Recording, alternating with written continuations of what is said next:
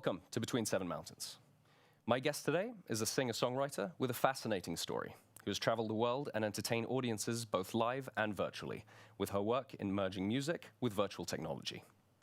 Having many of her songs enjoyed by millions around the globe on hugely successful game titles such as Just Dance, selling over 25 million copies worldwide, and being one of the first artists ever to have her music handpicked for the franchise, among stars like Robbie Williams and Rihanna. Her career path has taken her from Norway to the UK and Los Angeles to Canada, and is now looking to the future of the music scene with innovative real-time technology backing her launch. So, please welcome Anya. So, Anya. Yeah. Thank you for coming to Between Seven Mountains. Welcome. Thank you for having me. You have an incredibly interesting story when it comes to your music and your start. Would you like to share a little bit about that? Yeah. Well, I went to the Paul McCartney School in Liverpool. After that, I started traveling between Liverpool and London, looking for new opportunities and what the future would hold for me. I started collaborating with a manager that's actually the cousin of Rihanna. Wow. He had a big network, obviously, and he really saw my talent and saw my passion for music. Okay. So we started traveling, like we went to Barbados to hold TV shows and live shows. Wow. And then we decided to go to Los Angeles. So we moved there and we started living at the Hilton Hotel. So we started at the top and then it went downwards. Only downhill from there because we were obviously running out of money and all of that. So whose decision was it to start at the Hiltons? Well, yeah, actually the story is he had a high-end producer friend and he picked us up in a limo. Like a hammer at the airport in LA. That was your first? That was my first meeting with LA, and I was like, yeah, I'm home. You're feeling it then. Yeah. And the true story, like he actually took us to he had like a side project, which was his factory, where he was like creating products, weed products. Oh, okay. So it was quite... It's California. Yeah, it's legal. So it was quite weird to see like the inside of a sort of weed factory with a lot of Mexicans, like small people working like 24 hours a day. Goodness. Yeah. Yeah. So he was like, yeah, you can stay with me, no problem. And then he drove us to the Hilton and was like, yeah, I'll be back tomorrow. And we never saw him again. You never saw him again? Never. Oh my God. Yeah. Did that ruin your impression? No, I was like, yeah, be my Bernard McIntosh. I was like, okay, well, what's the plan? What are we going to do? So we actually stayed in hostels because I was like, okay, I don't want to go back to Norway or like I want to keep reaching for this dream, and I was so hell-bent on that. So we stayed in different hostels, and actually some of the hostels, like big celebrities who are famous today, actually stayed in some of those hostels in the beginning of their career. So wow, yeah, interesting. It was challenging, and but then after that, obviously we ended up staying in a car for 6 months. 6 months in a car? 6 months in the car. And my mom was like calling me, okay, when are you going to come home? I was like, yeah, don't worry, it's fine. I'm going to come home soon. I just have to, to do this thing. Yeah. So, but the thing is, like, I was collaborating with high-end producers that was working with the best, and like going to parties with A celebrities, and then that contrast between like being around people living the high life to going back to the car, that was quite interesting. Yeah. But for me, like when I look back at it, it's like I'm so proud of myself for actually having the courage to do that.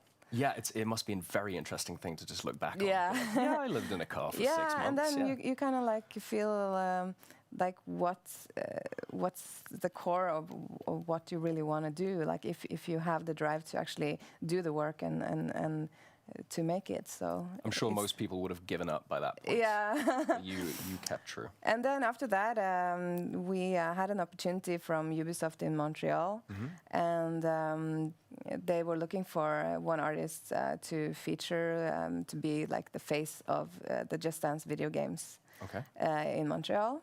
Fantastic. So I recorded the demo, and they called me, or called Bernard McIntosh the day after. And they were like, okay, we want to send you to Montreal. Wow. So we How did went. that feel? We were like packing out our suitcases from the car, Yeah. getting into a taxi and going to the airport. And then when we came to Montreal, they were picking us up in a limousine and driving us to the 5-star hotel.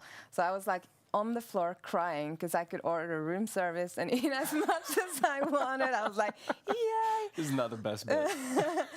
So and then they decided that they wanted me to be like the face of the Just Dance video game and be the artist that they were gonna like give everything. So you were the main artist for the game. Yeah, like next side of Rihanna, Black Eyed Peas, etc. Incredible opportunity. And I actually met Rihanna when I was in Montreal, and she was like, "Thank you," like congratulating me for like being on the same game as her, and That must have felt amazing. so that was quite crazy. Wow. Yeah. Wow. So the music industry has been heavily affected by COVID, It has. stopping concerts and festivals all over the world. How have you seen, from your personal experience, how the music industry has adapted to this change?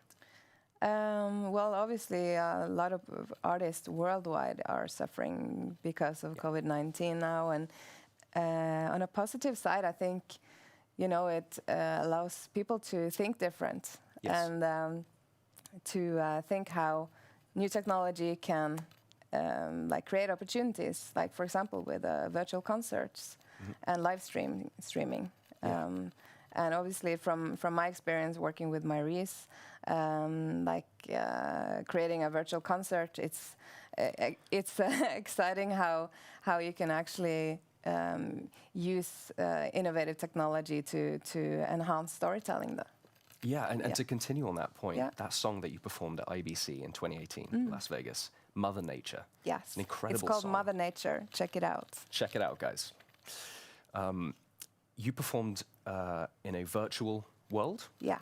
And if I'm correct in saying you helped create the concept for it and everything, Yeah. would you like to talk a little bit about that? Yeah. Well, I decided to write a song about, you know, the environment and how humanity has affected the planet in a bad way, and to incorporate that with like metaphors and telling the story in a way that hopefully moves people. So like I wrote a concept around like Mother Earth being like this person, like a female, and Myreze created like a concept around that, like being Mother Nature, lying in the water, and like so I feel like the combination with visual communication and real-time technology really like enhances the storytelling aspects and hopefully touches people. It absolutely does. It touched me. It was a fantastic video. It's a fantastic song, and everyone should really be trying that out. Yeah. Check it out. So you have a great angle on virtual technology. You have a lot of experience in it. Is this something that you've always been interested in? I think I first got noticed it like from working with TV Norway and the game show, the interactive game show Lost in Time. Yeah. That's when I really opened my eyes for how incredible this technology is, and it allows for endless possibilities, you know, in terms of like motion capture suits and creating virtual artists, and it's just endless opportunities. Is this something that you think you might do more of in the future, more virtual Definitely. concerts? I have a lot of future projects that's combining real-time technology with Fantastic. with music. We can look forward to that. Yeah. So you spoke about Ubisoft earlier. Am I right in saying that you had a deal there that turned a little bit complicated? It did. Yeah. And I think most people who's been in the music industry know that it's quite challenging industry to be in. So that's also sort of like the reason why I went back to Norway. And now with like the technology you have available, it's incredible that you don't have to actually be in a different country to collaborate with people worldwide. But obviously, yes, Ubisoft had a deal with a label in Montreal, and Ubisoft was trying out this label thing for the first time, and they had some clashes between each other, and I just decided to move away and start fresh and do something different. So on a positive side, I really like to be involved in all aspects of the creative process. So like creating concepts and like now with the real-time technology, being a part of creating, like combining music with real-time technology, without having anyone like deciding what I should do and what I shouldn't do, and you know. Yeah, now is the time to experiment. It is. With these things. Yeah. It's changing at a rapid pace, and it is. We look forward to seeing what comes. Yeah. So you've lived all over the world, frankly. You've lived in Oslo, you've lived in Dubai, you've lived in the north of Norway, and you've lived here. Yeah. How does Bergen compare to all the places that you've lived before? I love the rain. You love it? No, so. not Is this really. all we get? No, I love Bergen. It's a nice city, nice people. I'm not a big fan of Oslo. I feel like I'm more at home in Bergen. Is that the small town feel? Is that Yeah, what does it for you? I think it's a small town feel, and like if you look back at previous generations, like Bergen and north of Norway was, you know, communicating a lot. Yes. So I think I have a natural gene that goes well with people from Bergen. I don't know. No, I imagine if you were coming from a small town and you had the choice between Oslo and Bergen, I think Bergen would be the Bergen most, is at least the most place. cozy, cozy option, a bit more familiar, I think. Exactly. Do you feel that Bergen is a very creative place? And if so, how has it affected your creativity? I feel Bergen is really a really creative place, and obviously the rain makes us stay inside, and now with COVID-19 you can stay inside and just be creative and make music or do whatever. So I think it's definitely enhanced my creativity, and you know, looking at all these amazing artists coming out of Bergen, like Aurora and Kygo and Alan Walker. It's the city's on fire. Yeah, it is. It really is. It really is. Yeah, there's a lot of people coming from this city, and I think sitting indoors, needing to be creative, I think that's the main thing. You know. So you've achieved a lot of things in your career. Is there anything else left that you want to achieve? There's a million things. Yeah. There is so many things. Like now I'm focusing on obviously what I told you about combining music with real-time technology. Yes. And all the technology that goes along with that. We have a lot of future projects that's actually very confidential, so I can't reveal it. But yeah, a lot of great projects, and then obviously I have an album coming out next year. Okay. Yes, finally. Fantastic. Yeah. That's something we can look forward to. Yes. So, that's all the questions I have for now. Yeah. Thank you so much for watching Seven Mountains, and thank you for joining us. Thank you so much. Thank you, Anil. Please come again. It's been a pleasure. Thank you for watching.